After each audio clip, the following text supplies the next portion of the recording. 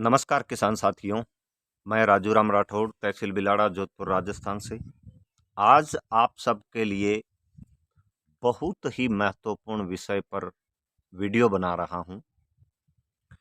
इन दिनों मतलब कि मार्च से अप्रैल, अप्रैल से मई का जो समय होता है, इस बीच खेतों में चूहों का आतंक बहुत ज़्यादा देखने को मिलता है। वो कैसे?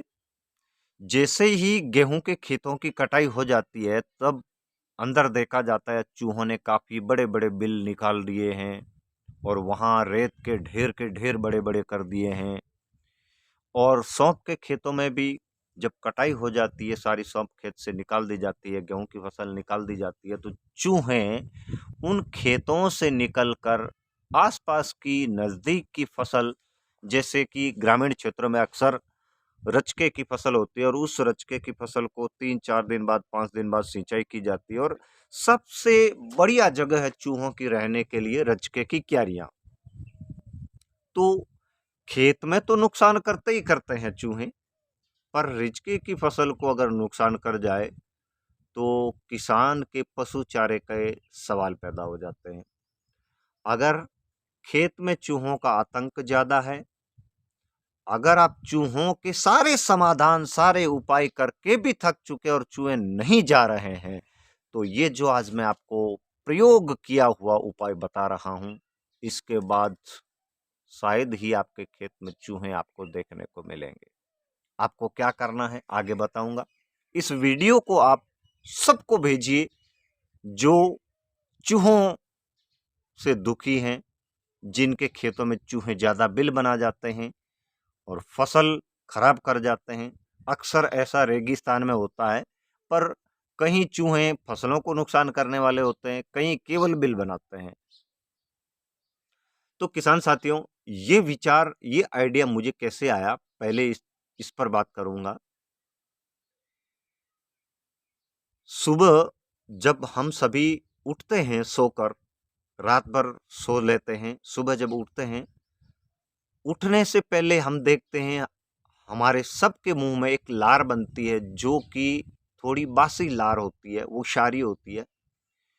उसके अंदर जीवाणुओं का एक ऐसा जहर होता है, अगर मान लीजिए किसी को सुबह उठते उठते ही अगर किसी को छेड़ दिया जाए, अगर उसने किसी को काट लिया दांतों से, बिना दातुन किया अगर वो है, अगर उसका घाव हो गया काटे हुए इंसान को, तो उसे बचाना मुश्किल, बहुत मुश्किल, क्योंकि उसके शरीर में उसकी दांतों का पॉइजन जो चला जाता है। तो मेरे भी दिमाग में बैठे बैठे ये विचार आया, क्यों नहीं इस लार का उपयोग चूहों को मारने के लिए किया जाए। तो हुआ यूं, कुछ दिनों पहले गेहूं के खेत की कटाई हुई, गेहूं निकाल दिए। गेहूं निकालने के बाद देखा कि जो गेहूं के खेत में चूहे थे वो पड़ोस के खेत में चले गए रचके की फसल में।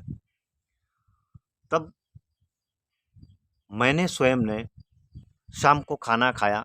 खाना खाने के बाद जैसे ही हम सभी कुल्ला करते हैं, मैंने भी कुल्ला किया और सो गया। और गिनती के मैंने 15-20 दाने गेहूं के मुंह में डाल के सो गया।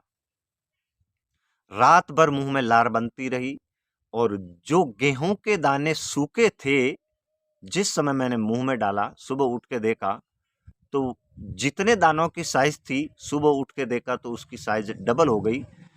और वो डबल हुई मुंह में बनी जहरीली लार से। ये जहरीली लार इंसानों के लिए, जो जिस इंसान की होती है उसके लिए वो रामबाण औषधि है, पर अगर उसको एक दवाई के रूप में प्रयोग करके किसी को दिया जाए तो उसके प्राण ले लेती है। ऐसा ही हुआ। मैंने गेहूं के दानों को मुंह में रात भर भिगोकर 4 दिन, 15-20 दाने 4 दिन तक मैंने मुंह में दबा के रखे। सुबह उसको निकाला। निकालने के बाद एक शीशी में भरा ताकि दाने सूखे न, और कम दानों की बजाय 2-4 दिन के जितने भी दाने अधिक हो, और उन दानों को लेके मैं रचके की जहां चूहों ने बिल किए उस जगह पर डालूं तो क्या परिणाम रहेगा। वास्तव में मैं आपको बताते हुए बहुत अचंभित स्वयं को कर रहा हूं कि ऐसा भी होता है। जिस जिस जगह मैंने मुंह में रात भर रखे गेहूं की जो दाने जिन बिलों के पास छोड़े और कुछ दाने मैंने बिलों में भी डाल दिए, और 2-3 दिन के बाद मैं वापस उस खेत की क्यारी में गया तो चूहे बिलों के अंदर ही मरे हुए।